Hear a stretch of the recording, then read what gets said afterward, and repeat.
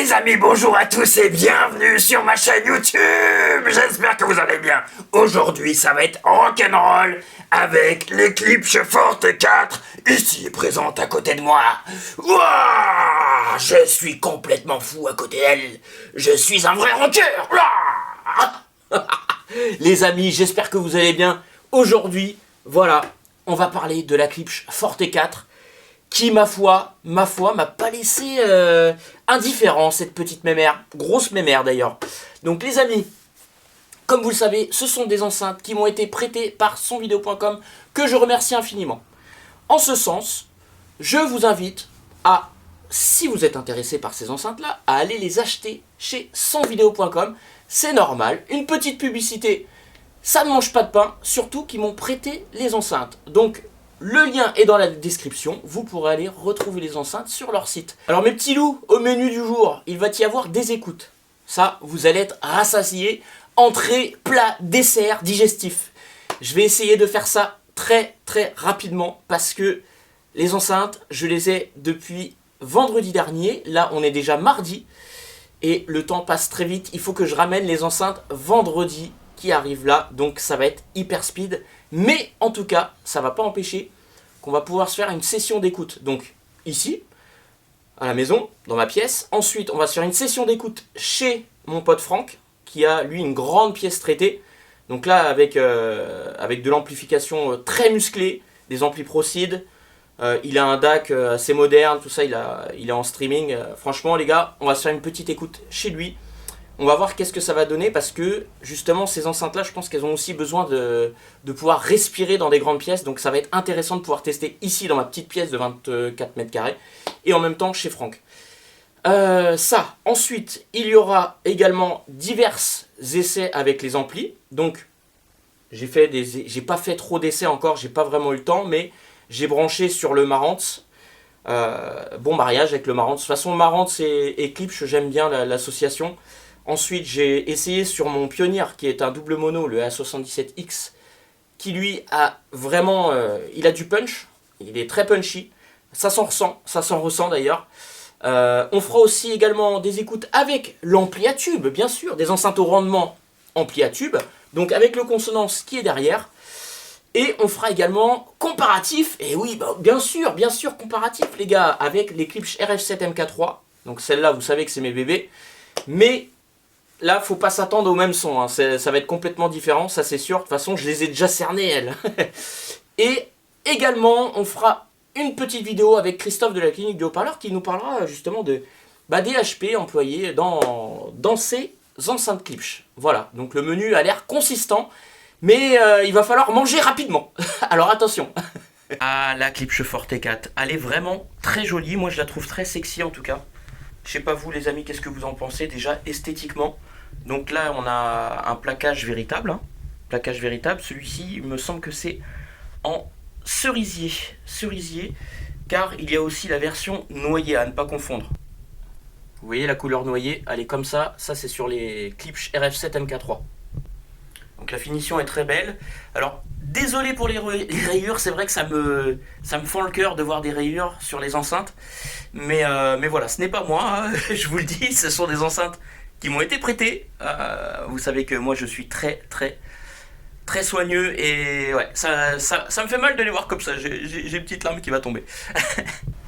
Donc on est sur des enceintes qui sont appairées, bien entendu. Donc là on a la 35 et la 36. Elles ont été faites à Hope, dans l'Arkansas, aux States, mon bro. Et bien entendu, elles ont été assemblées à la main. Donc forcément, on a quelque chose de plus qualitatif que si c'était fait par les machines. Enfin, pour moi, ça me semble plus vivant. Il y a une certaine âme, tu vois, qui se dégage des enceintes quand elles sont assemblées de la sorte, plutôt que par des machines. Et en plus, chez Klipsch, à chaque fois, c'est signé. Elles sont toujours signées leurs enceintes. Donc ça aussi, c'est un gage, on va dire, d'authenticité et puis le petit côté unique aussi. Donc là on a le cache, vous voyez le cache est vraiment très beau, superbe, voilà. Donc pour le mettre, rien de plus simple, il est aimanté, voilà. Pour le retirer, c'est la même. J'aime bien ce principe-là sur les enceintes maintenant qui font de faire des caches aimantées beaucoup plus pratiques qu'avec les goujons qui ressortent et que des fois ils cassent. L'enceinte fait 32,7 kg hein, quand même. Elle fait son poids.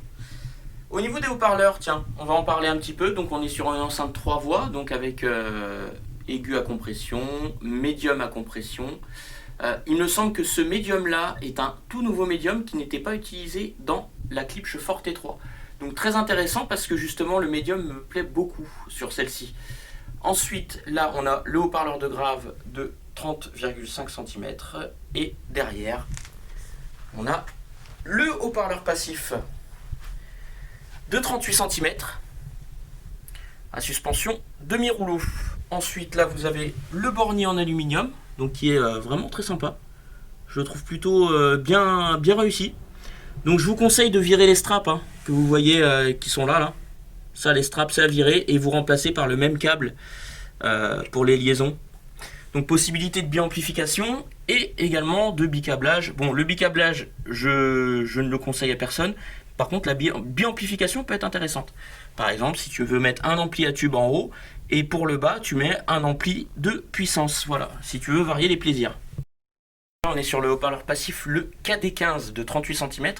Et d'ailleurs, sur le site officiel de Klipsch, il me semble avoir vu que la suspension était en multipli.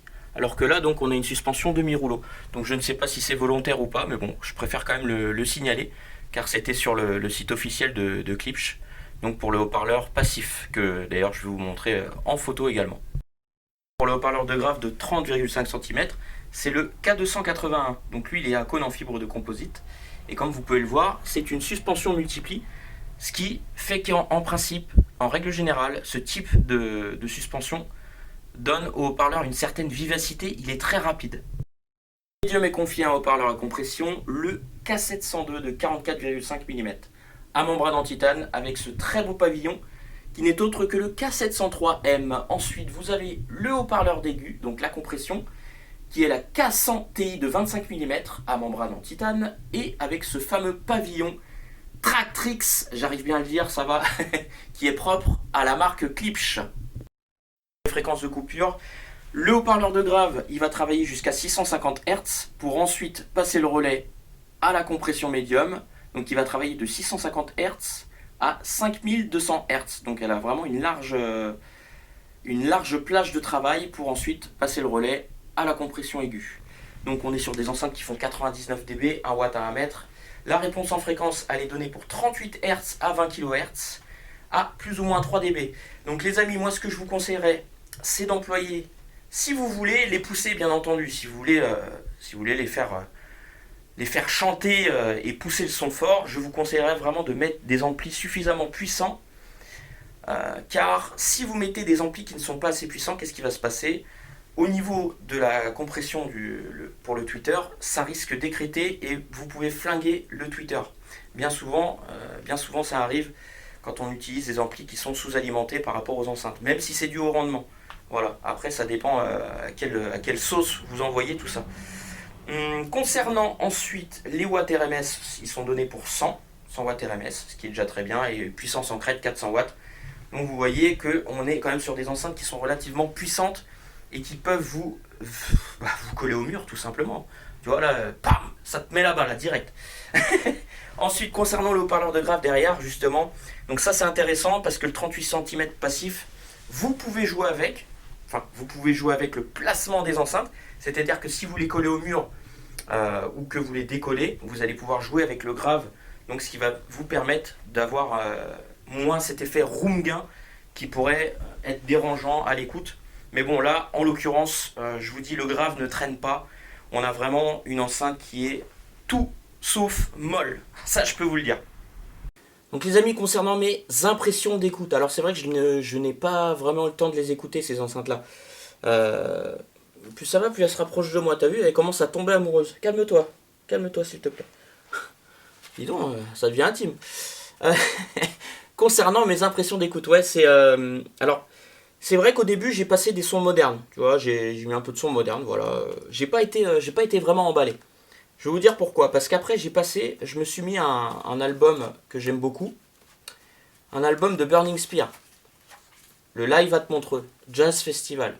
Et là, tout de suite, j'ai compris qu'est-ce que ça voulait dire le son live de chez Klipsch. Là oui, Klipsch m'a emmené dans son monde. Voilà, je vous dis vraiment avec la Forte 4, c'est ça qui m'a, on va dire, qui m'a plu, qui m'a happé, parce que c'est vraiment un son particulier. Et là oui, je valide. Je vous le dis vraiment, je valide le son Klipsch, le son rock, le son, la dynamique. Donc là, franchement, j'ai été transporté. J'ai écouté le live complet en fait de Burning Spear.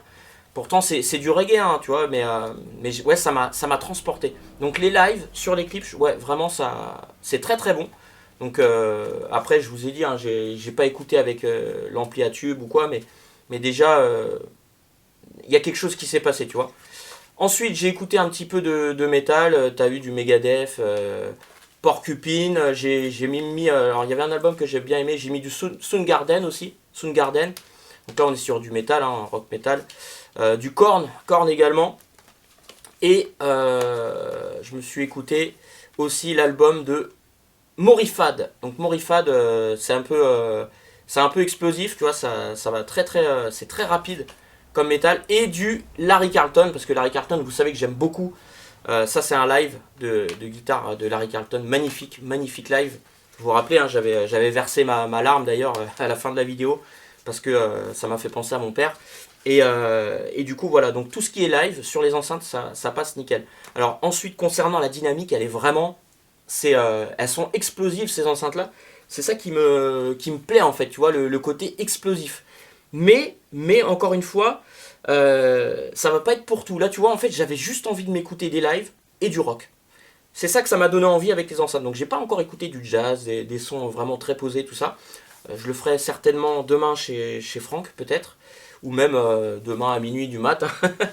et voilà. Alors concernant les points négatifs, donc je trouve que l'aigu des fois il est toujours un petit peu pétillant, tu vois, ça monte haut, il y a un petit peu de sibilance qui peut avoir. Bon après encore une fois, ça va être l'association avec les amplis qui va faire la différence. Également la pièce, tout ça. Bon, vous savez que avec les clips, c'est pas forcément plug and play. Il y a toujours des choses à travailler derrière pour justement avoir le bon mariage et puis la sonorité qui va nous plaire.